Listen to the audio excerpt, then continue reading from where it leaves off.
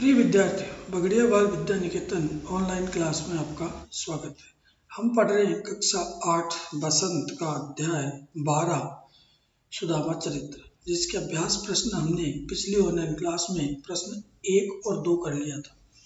आज हम करेंगे प्रश्न 3। चोरी की बान में हो जो प्रवीणे, उपयुक्त पंक्ति कौन किसके लिए कह रहा है? उपयुक्त पंक्ति श्री कृष्ण अपने मित्र सुदामा से कह रहे हैं।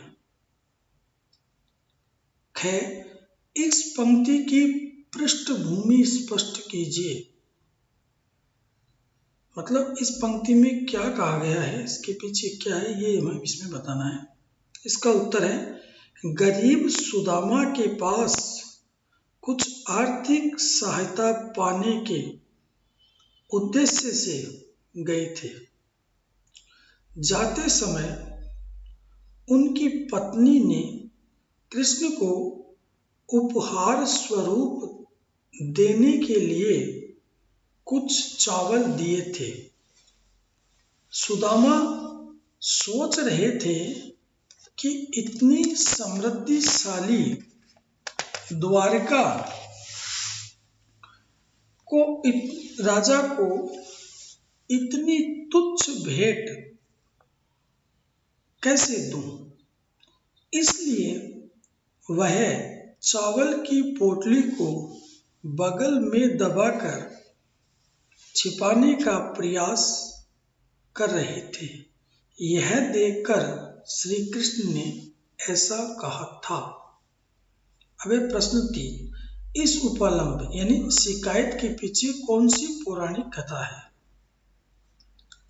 उत्तर है, बचपन में श्री कृष्ण और सुदामा गुरु ऋषि संदीपनी के आश्रम में रहकर शिक्षा ग्रहण किया करते थे।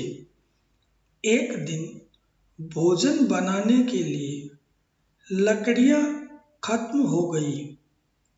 ऋषि पत्नी ने श्री कृष्ण और सुदामा को लकड़ियां लाने के लिए जंगल भेजा। भूख लगने पर खाने के लिए एक पोटली में चने दे दिए, जिसे सुदामा ने अपने पास रख लिया।